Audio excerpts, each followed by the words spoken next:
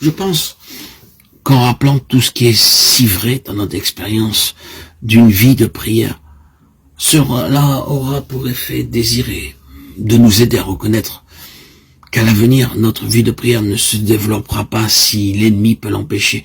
Et pour qu'elle se développe, pour que nous la vivions, il nous faut prendre une position.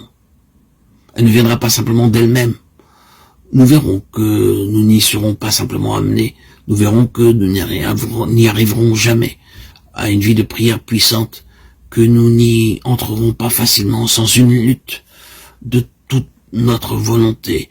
C'est un combat, c'est un défi contre l'ennemi. Nous verrons que nous serons formés et brisés, qu'il y aura un conflit, une bataille pour avoir ce temps de prière. Et que l'ennemi se saisira tout le temps, en permanence, de tout le domaine des choses pour s'y opposer. Et il emploiera tout ce qu'il a de surnaturel à son ordre pour détourner l'homme de la prière, de la vie de prière.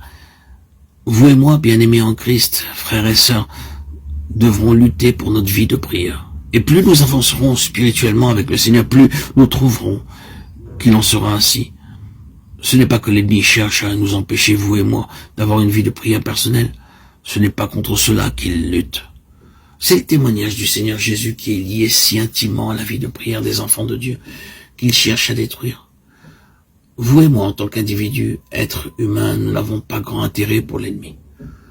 C'est ce qui est lié à nous, ce avec quoi nous sommes liés en Christ, sa souveraineté, sa gloire qu'il conteste. Un croyant qui vit une vie de prière peut terrasser l'ennemi. Un croyant impliqué dans la prière effraie l'ennemi.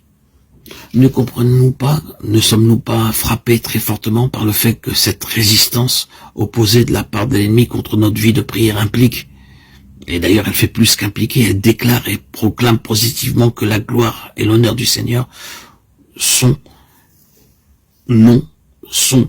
témoignages, sont avant tout défendus par la prière. La prière est l'arme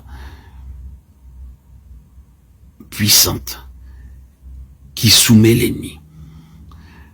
Si elle est le point central de l'activité de l'ennemi, elle signifie donc que les intérêts les plus hauts du Seigneur sont assurés par la prière.